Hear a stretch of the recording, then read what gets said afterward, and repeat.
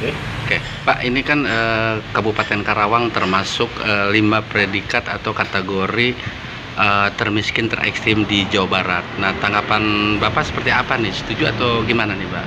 Waduh, kalau saya sih sangat tidak setuju, Bos. Kalau Karawang disebutkan penduduknya termiskin ya, ekstrim di Jawa Barat. Orang semua tahu, Pak. Karawang ini juara Liga UMK, upah termahal di Jawa Barat loh.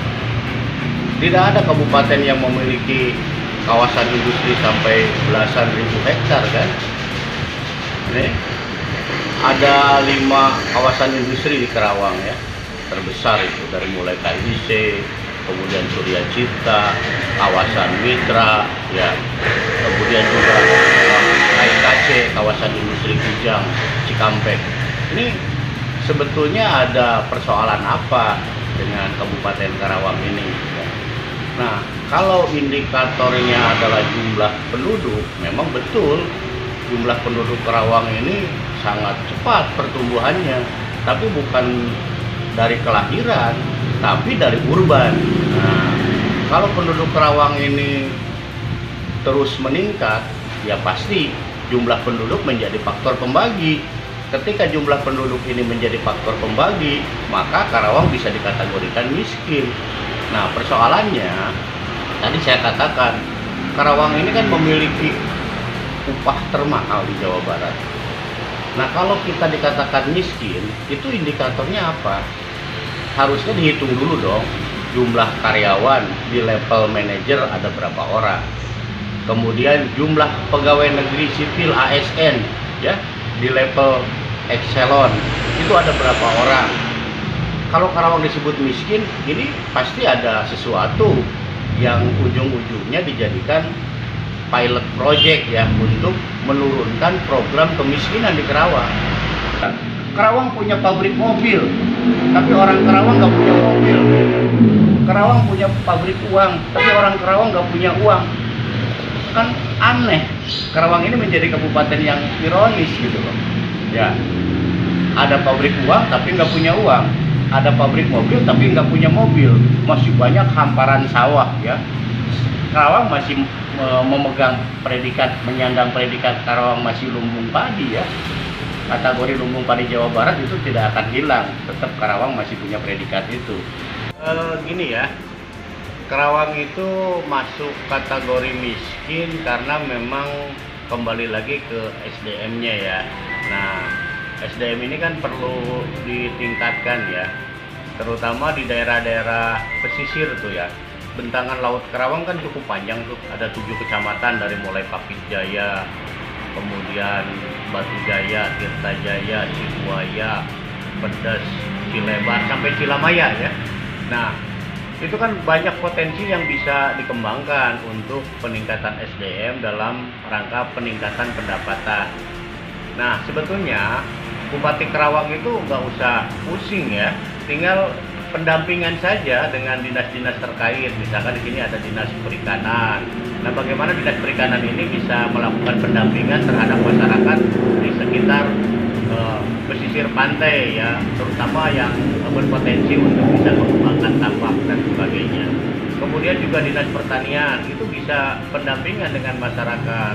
Misalnya mereka kan bisa diajak untuk swasembada daging, swasembada telur, swasembada susu. Kan itu juga bisa dilakukan sebetulnya.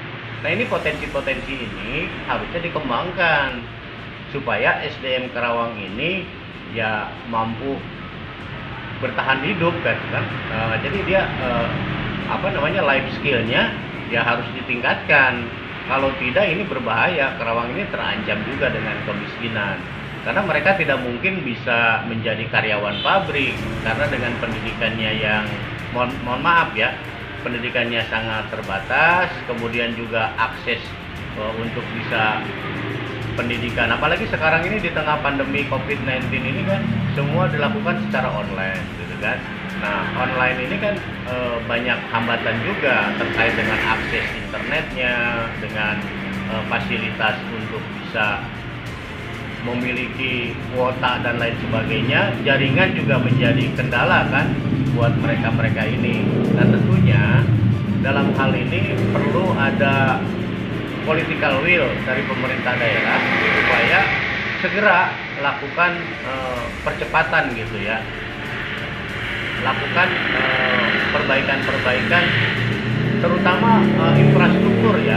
Nah, infrastruktur pertanian juga ini kan mulai rusak gitu kan, sehingga potensi untuk bisa meningkatkan produksi panen juga terhambat.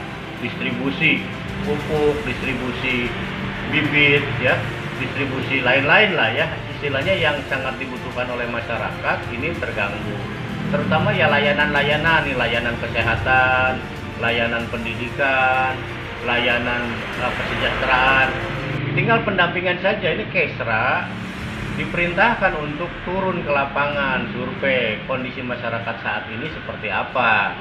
Jangan dibiarkan begitu saja. Kasihan kan kalau masyarakat Karawang ujung-ujungnya menjadi kategori miskin.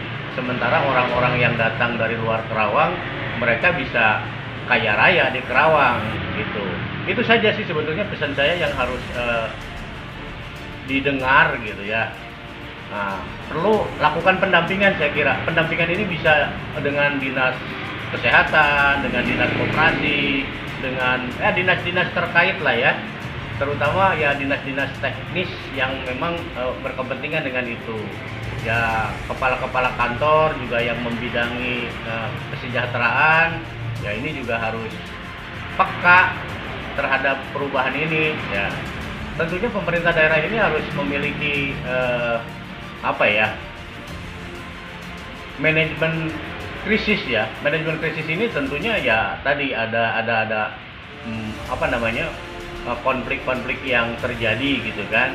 Harus memiliki sense of belonging, harus sense of crisis, sense of responsibility gitu kan, sense of urgency gitu kan. Yang urgentnya apa, kemudian juga harus peka terhadap perubahan krisis, juga harus memiliki rasa tanggung jawab lah, intinya seperti itu. Terima kasih.